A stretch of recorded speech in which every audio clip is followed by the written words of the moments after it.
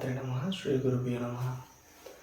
ఈరోజు దశ మహావిద్యలు ఎంత అద్భుతమైనవి, ఎంత శక్తిమైనవి అంటే ఈ రూపాలన్నీ కూడా ఆది పరాశక్తి ఉగ్ర రూపాలు. ఈ రూపాలు కూడా 10 రూపాలుగా ఉన్నాయి. మనకి మొట్టమొదటిగా కాళి, తార, బగలాముఖి, చిన్నమస్త, మాతంగి, భువనేశ్వరి, భైరవి, ఆత్మిక ఇలా వివిధ రూపాల్లో అమ్మవార్లు దర్శనమిస్తారు. ఈ దర్శనాల్లో కూడా వీళ్ళని ఒక్కొక్క రోజుల్లో ఒక్కొక్క విధి విధానంలో ఒక్కొక్క పర్వదినాల్లో వీళ్ళని పూజించడం వల్ల విశేషమైన లాభాలు కలుగుతాయి. మనకి మొట్టమొదటిగా కాళీ అమ్మవారిని చూసామంటే మనకి కాళీ అన్నది కాళీ తార 2 దేవతలు కూడా ఉగ్ర స్వరూపాలు.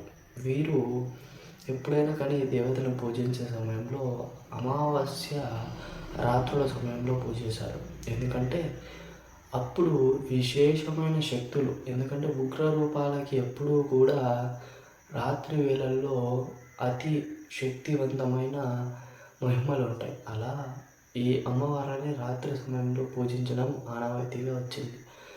తర్వాత దశ మహావిద్యలలో శరన్నవరాత్రులు, గుప్త నవరాత్రులు అని విశేషమైన ప్రత్యేకంగా పూజలు నిర్వహిస్తారు. అమావాస్య పౌర్ణమి రోజుల్లో కాళీమాతను పూజించడం విశేషమైనది. ఉగ్ర రూపాల్లో కూడా ఎప్పుడు ఎవరిని ఎలా పూజించాలనేది కూడా వివరణ ఉంది. మనకి ఏంటంటే ఒక్కొక్క సందర్భంలో ఒక్కొక్క దేవతను పూజించాలి. ఎప్పుడు ఎలా అంటే మనం జ్వరం వచ్చినప్పుడు తలనొప్పి టాబ్లెట్ వేసుకుంటూ పోదు, జ్వరం టాబ్లెట్ వేసుకోవాలి. అలానే మనకి కష్టాలు, దరిద్ర నివారణకి ఈ ధూమావతి అమ్మవారు ఏంటంటే తెల్లటి తెలుపు చీరలో చాటను పట్టుకొని కాకుల వాహనంగా ఉంటుంది ధూమావతి. ఈమె దరిద్రహరిణి. ఈమెను పూజించడం వల్ల దరిద్రం, కష్టాలు దూరం అవుతాయని నమ్ముతాం.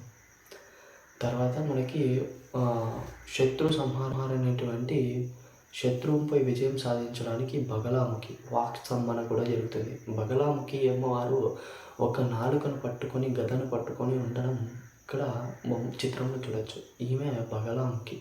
మనకి సకల సంపదలు అందించే కమలాత్మిక, లక్ష్మి యొక్క స్వరూపం కమలాత్మిక. అంటే కమలంలో ఉంటుంది అమ్మవారు.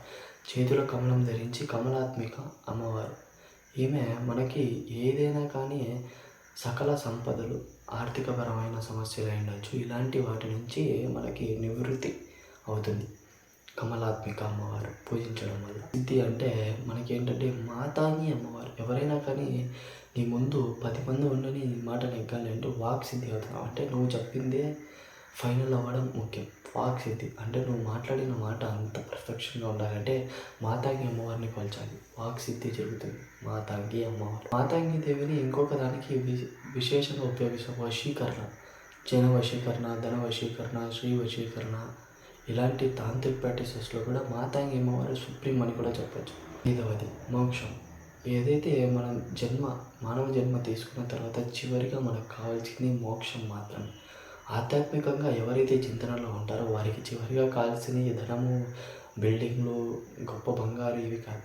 చివరిగా కావాల్సింది మోక్షం. మోక్షం లభించడం కూడా మనం తిరిగి జన్మించడం జరగదు. మోక్షం వైపు మనం అడుగులే వేయాలి. ఈ మోక్షం ప్రార్థించాలంటే మనం కాళీ అమ్మవారిని ధ్యానించాలి. కాళీ అమ్మనే మనకి మోక్షం వైపు నడిపిస్తుంది.